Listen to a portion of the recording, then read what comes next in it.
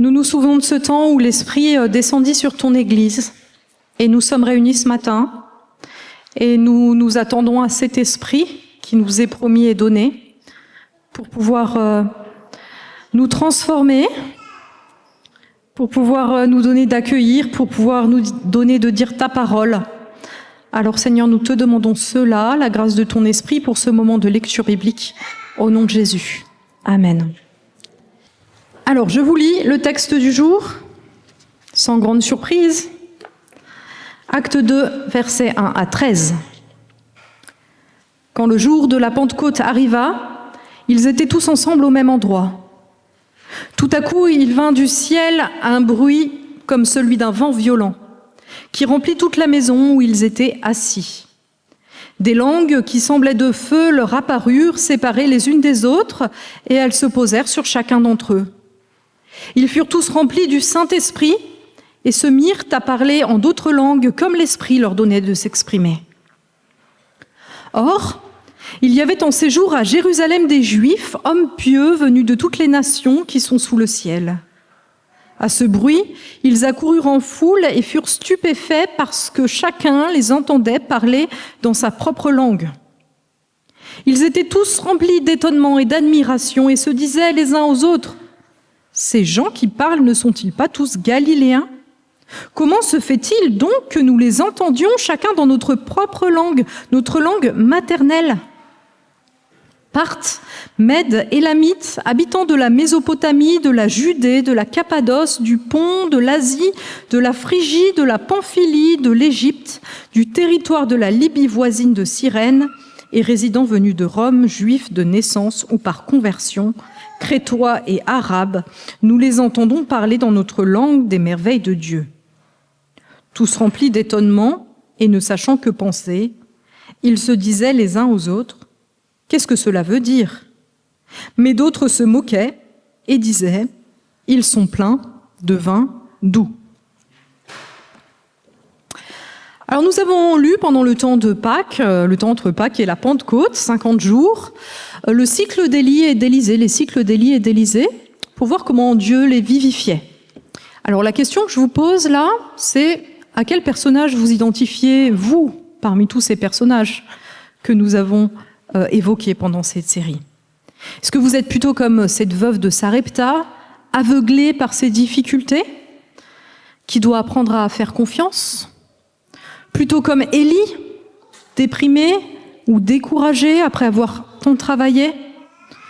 Plutôt comme la Sunamite, qui a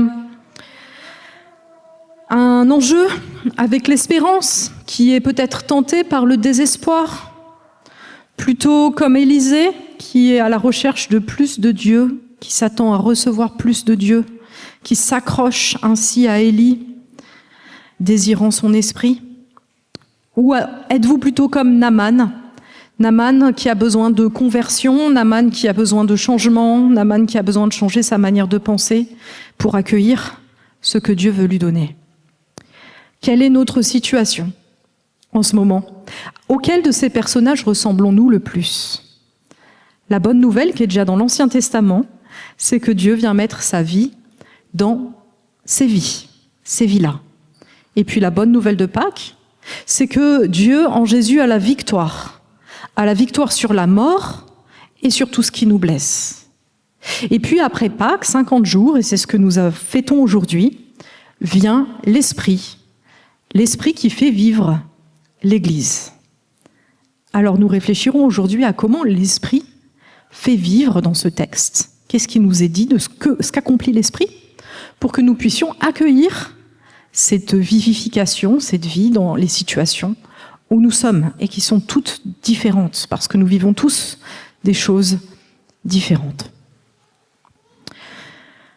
Premièrement, l'Esprit transforme notre parole et notre vie, les deux en même temps. Ici, vous avez remarqué que l'Esprit change les paroles des disciples. On nous dit qu'ils se mirent à parler en d'autres langues comme l'Esprit leur donnait de s'exprimer. Et on nous dit qu'ils disaient quoi? On nous dit qu'ils disaient les merveilles de Dieu.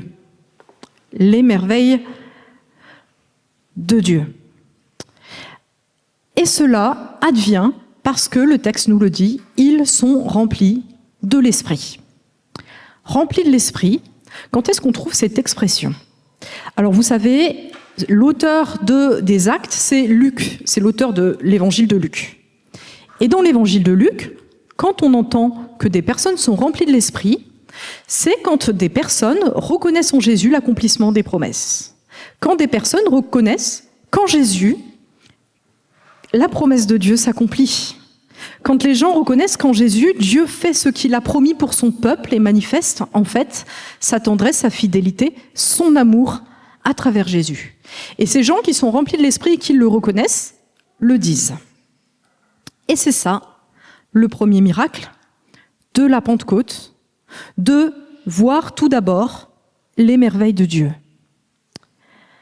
Qu'est-ce que ces merveilles ? Qu'est-ce que ces merveilles qu'ils chantent et qu'ils disent ? Remplis de l'Esprit. Eh bien, très certainement, ces merveilles, c'est celles qui ont été justement accomplies en Christ. C'est l'incarnation, Dieu qui est venu nous rejoindre. C'est le salut, Dieu qui nous lave de nos péchés en Jésus. Dieu qui fait de nous ses enfants. Et ces merveilles qu'on chante, parce qu'on les chante, on comprend qu'ici, elles viennent vraiment habiter le cœur des disciples. On peut savoir des choses. On peut savoir ce que Jésus a accompli, on l'a appris à l'école du dimanche, on l'a même peut-être appris au cours d'histoire géo, je ne sais pas. On peut aussi le comprendre intellectuellement. On peut comprendre qu'on a besoin de quelqu'un qui nous sauve de nos péchés, on peut comprendre qu'on a besoin de quelqu'un qui nous sauve de la mort. Mais le plus difficile, c'est que cette vérité passe de notre tête à notre cœur, qu'elle vienne nous habiter, qu'elle vienne changer notre relation à Dieu, qu'elle vienne animer notre louange. Vous voyez ? Que cette vérité vienne vraiment nous habiter et qu'on comprenne qu'elle est là pour nous. Et ça, c'est l'œuvre de Dieu. Et c'est l'œuvre de l'Esprit, frères et sœurs. Vous savez, Paul nous dit que l'Esprit nous fait appeler Dieu Père. C'est l'œuvre de l'Esprit que nous puissions comprendre que nous sommes enfants de Dieu par la grâce de Jésus. C'est cela qui nous fait accueillir dans notre cœur cette merveille de l'amour de Dieu.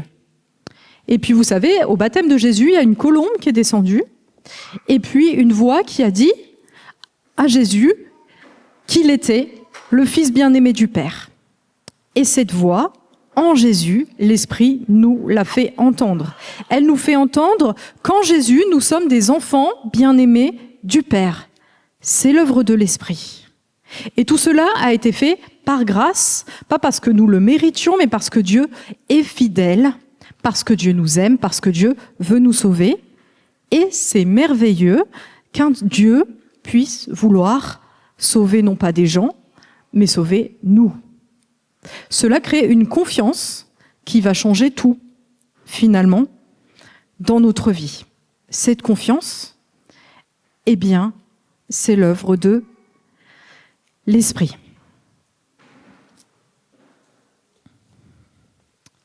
Alors, c'est pas évident. C'est pas évident, et c'est pas une œuvre humaine, c'est là qu'on s'en rend compte. C'est-à-dire que ces informations descendent de notre tête à notre cœur. Il y a peut-être 30 cm, 40, je sais pas, mais c'est un long chemin. C'est pas évident, parce que naturellement, et c'est à cause de notre péché, naturellement, nous ne savons pas que Dieu nous aime. Naturellement, nous envisageons que Dieu devrait nous aimer. On s'est dit, Dieu devrait nous aimer, Dieu devrait nous donner ce qu'on veut, et puis cela entraîne naturellement du mécontentement. On se dit, Dieu ne me donne pas ce que je voudrais. Pour en arriver à comprendre que Dieu nous aime et à lui faire confiance, il faut le miracle de l'Esprit. Ça va nous faire passer de la plainte, de la déception, à l'émerveillement qui était celle des disciples en ce jour de Pentecôte et qui est celle de l'Église depuis 2000 ans. Alors, on peut vouloir aimer Dieu et se rendre compte qu'on n'y arrive pas. Avant d'être croyante, je me rendais compte que j'arrivais pas à aimer Dieu. Et puis, On peut vouloir comprendre qu'il nous aime et pas y arriver non plus. C'est normal. C'est pas quelque chose qu'on peut accomplir par nous-mêmes, c'est quelque chose que l'Esprit peut accomplir pour nous. C'est pour ça que nous pouvons prier Dieu pour lui demander cette grâce de percevoir son amour et de recevoir jusqu'au fond de nos cœurs les merveilles qu'il a accomplies en Jésus et qui vont faire grandir en nous cette confiance qu'on appelle la foi. Enfin, on nous dit que les disciples disent les merveilles, mais aussi qu'ils parlent comme l'Esprit leur donnait de s'exprimer. Comme l'Esprit leur donnait de s'exprimer. C'est pas quelque chose de vraiment courant. Parce que, en fait, en général, d'où viennent nos paroles? Elles viennent de nos pensées, de ce qui est dans notre cœur. On pense des choses, il y a des choses dans notre cœur, et ces choses, on les exprime par des paroles et aussi par des actes. Nos paroles et nos actes viennent de notre cœur, et tout cela, le plus souvent, vient de nous-mêmes, de ce que nous pensons, de ce que nous voulons, de ce que nous désirons, etc. Et bien là, il y a comme un court-circuitage, en fait, un changement. Les pensées sont transformées. C'est de ça que témoigne le fait que les paroles sont transformées. Ce qui est à l'intérieur du cœur est transformé, du coup les paroles sont transformées, et donc c'est pas dit, mais on va le comprendre, les actes vont être aussi transformés. On assiste là à ce à quoi Paul nous appelle quand il nous dit d'être transformé par le renouvellement de notre intelligence. L'Esprit accomplit cela. Il renouvelle notre façon de penser, de comprendre les choses, et cela renouvelle en profondeur notre manière de parler et notre manière d'agir. C'est pas évident, encore une fois, parce que naturellement, et c'est le fait du péché, nous sommes centrés sur nous-mêmes, nous pensons tous avoir raison, nous élaborons nos propres pensées, et puis nous les mettons en œuvre par nos propres paroles et par nos propres actes. Nous avons besoin d'être renouvelés, et ce renouvellement nous transforme, et ce renouvellement ne peut venir que du Saint-Esprit. Alors voilà, peut-être que nous désirons des transformations. Je pense qu'on a tous idée de choses qu'on voudrait que Dieu change dans notre vie. Et on peut avoir cette illusion de pouvoir réussir par nous-mêmes. Alors on peut essayer de forcer des paroles, de dire qu'on croit, ou de dire des choses gentilles, ou de faire des choses gentilles, etc. Et puis on s'imagine qu'en faisant cela, eh bien notre cœur changera. Eh bien, la plupart du temps, c'est pas ça qui se passe. Parce qu'en fait, pour que notre cœur soit changé, nous avons besoin du renouvellement que l'Esprit apporte. Parce qu'à l'intérieur de notre cœur, eh bien, il n'y a que nous-mêmes, et nos pensées et nos actes sortent de l'intérieur de nous-mêmes. Alors, pour conclure cette partie sur la transformation qu'apporte l'Esprit, j'ai envie de dire, est-ce que vous avez déjà été malade ? Sûrement. Quand on est malade, on n'est pas bien. On a des symptômes, on n'est pas bien, on sent qu'il y a quelque chose qui ne va pas, mais on ne sait pas tout de suite ce qu'on a, souvent. Le plus souvent, on ne sait pas. Alors, une fois qu'on a trouvé ce qu'on a, on va voir le médecin qui nous donne un médicament, et puis là, tout à coup, eh bien, ça va mieux. Ce que nous devons comprendre, en fait, c'est que nous sommes malades, intoxiqués par nous-mêmes. Intoxiqués par le péché qui habite nos propres cœurs. Mais nous avons un remède, et ce remède, c'est l'Esprit qui nous est donné. Et prendre ce remède, eh bien, comme prendre un médicament, ça va tout changer. Puissions-nous désirer toujours être remplis de l'Esprit. Deuxième partie, deuxième miracle, l'Esprit donne à la parole d'être reçue. Donc, les disciples parlent des langues étrangères, c'est un miracle incroyable, leur parole est changée. Et tout le reste du livre des Actes nous montrera qu'ils auront aussi eux-mêmes changé. Et puis, autre miracle, elle est reçue. Elle est reçue par ceux qui sont là, qui n'avaient rien demandé, qui entendent, et qui, juste après, vont se convertir au nombre de 3000 quand même. 3000 convertis à cette parole. Alors, reprenons ce terme « être rempli de l'Esprit ». Dans le livre des Actes, qui est écrit bien sûr par le même auteur, par Luc, dans le livre des Actes, il est question d'être rempli de l'Esprit quand la mission avance. C'est-à-dire quand la parole de Dieu, l'évangile, la bonne nouvelle est reçue par des personnes qui vont mettre leur foi en Jésus, qui vont elles-mêmes être transformées et faire d'autres disciples, etc. L'Esprit donne aux gens d'entendre l'évangile. C'est ça qui nous donne de pouvoir entendre l'évangile qui transforme. On nous parle ici de la manière d'entendre cette bonne nouvelle qui est la langue maternelle. Ils entendent les merveilles de Dieu en Christ dans leur langue maternelle. Qu'est-ce que ça veut dire ? Eh bien, ça veut dire qu'ils sont interpellés et qu'ils comprennent quelque chose, au moins quelque chose. Quand on est à l'étranger, parce que là, ils sont à l'étranger, ils viennent de pas mal de pays, etc., et qu'on entend notre langue, eh bien, ce qui est sûr, c'est qu'on n'est pas indifférent. Déjà, on comprend, et puis on se dit, il se passe quelque chose là. Il y a quelqu'un qui vient de mon pays. Eh bien, c'est ça qui se passe ici. Les gens ne sont pas indifférents à la parole qui est donnée sous la conduite de l'Esprit. Et cette manière d'avoir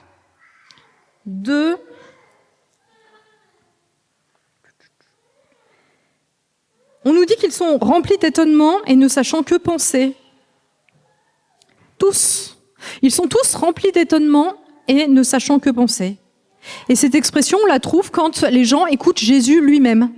La parole de Jésus produit cet effet sur les gens. Ils sont interpellés. Alors ils sont interpellés comme... c'est-à-dire qu'ils sont sortis de leur indifférence. Ça veut dire qu'ils entendent quelque chose. Ça ne veut pas dire qu'ils le reçoivent. Parce que vous voyez, il y a deux réactions là. Il y en a qui se posent des questions et ces questions vont les amener à entendre ensuite la prédication de Pierre et à se convertir. Et puis il y en a qui disent « ils sont pleins de vin doux ». La parole de Dieu, par l'Esprit, interpelle. Et cette interpellation peut conduire à croire. Et cette interpellation peut aussi conduire à rejeter la parole, comme Jésus a aussi été rejeté. Il y a plein de gens qui ont entendu la parole de Dieu, qui ont vu tous les miracles, qui ont été interpellés par ça, mais qui ont dit non. C'est quand même l'œuvre de l'Esprit qui l'ait entendu. On est dans un monde où il y a plein de paroles, et ce qui nous entoure le plus, je pense, notre rapport prioritaire à la parole, c'est certainement l'indifférence. En fait, on entend plein de choses, on laisse la télé en fond, on voit plein de choses sur les réseaux sociaux, et puis il y a des choses qui nous marquent, il y a des choses qui ne nous marquent pas. Eh bien, par l'Esprit, l'Évangile marque les gens.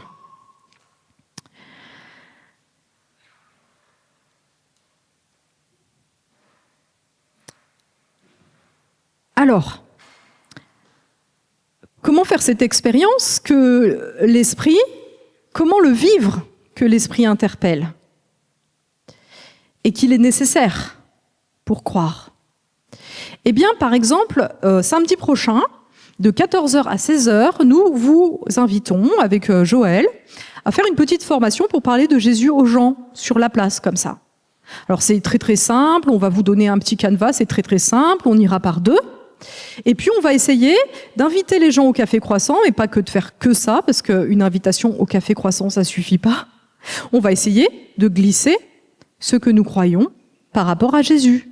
On va essayer d'évoquer ce nom qui sauve, le nom de Jésus. Et alors, quelle expérience on va avoir? Il y a des gens qui vont être intéressés, il y a des gens qui vont nous poser des questions, il y a peut-être des gens qui vont nous dire qu'ils vont croire, il y a peut-être des gens qui vont mettre leur confiance en Jésus, il y a peut-être des gens qui vont nous demander de prier, il y a aussi des gens qui vont nous dire que ce qu'on dit, c'est peut-être nul, il y a peut-être des gens qui vont pas vouloir nous écouter, il y a des gens qui vont dire « je viens demain », au Café Croissant pour entendre plus de Jésus, et puis il y a des gens qui vont dire non, je viendrai pas. Il y a même beaucoup de gens qui vont nous dire je viens, mais qui viendront pas.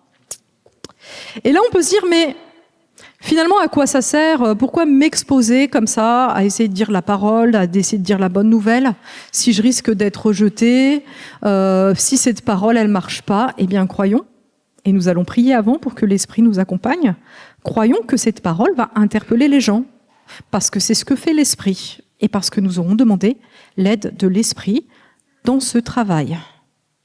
Alors peut-être qu'ils ne vont pas se convertir tout de suite, mais souvenons-nous qu'il y a des gens qui ont vu Jésus, qui étaient pleins de l'Esprit, et qui n'ont pas cru. Ils vont peut-être se souvenir et puis croire plus tard. En tout cas, nous aurons fait notre travail, celui d'annoncer l'Évangile, et nous croyons que l'Esprit fera le sien, celui de rendre l'Évangile vivant, d'interpeller à travers l'Évangile. Et nous serons fortifiés parce que certainement nous verrons cette interpellation, nous verrons que l'Esprit nous aide à dépasser peut-être notre timidité, notre peur. Nous serons surpris et encouragés de voir à l'œuvre cet Esprit en lequel notre confiance va grandir. Et puis croyons que ce qu'on essaye de vivre sur la place, peut-être en rencontrant des voisins, des gens ici, c'est aussi ce qu'on peut essayer de vivre dans nos familles. C'est pour ça que ça peut être un encouragement déjà, d'essayer d'annoncer la parole à d'autres personnes pour pouvoir être encouragé à l'annoncer à nos familles. Et je sais que c'est pas facile. Moi, à chaque fois que je commence, j'ai un peu peur. Et puis quand je finis, je suis contente parce que je me dis, je vois Dieu à l'œuvre en fait. Alors c'est un encouragement pour samedi, mais aussi pour les autres moments où peut-être nous pouvons nous sentir appelés à parler des merveilles de Jésus en Christ. Alors nous avons parlé de la maladie, oui, notre maladie, et nous devons aussi nous rendre compte que le monde, composé des personnes dont nous sommes, est malade. Le monde souffre. Il se demande pourquoi il souffre. Et au fond de tout ça, on sait que l'origine de cette souffrance, elle vient de notre cœur. L'origine de cette souffrance, c'est le péché. Ce dysfonctionnement de la relation entre nous et Dieu. Mais l'Esprit, et c'est une énorme grâce, nous est donné pour armer la parole que nous avons la charge de prononcer.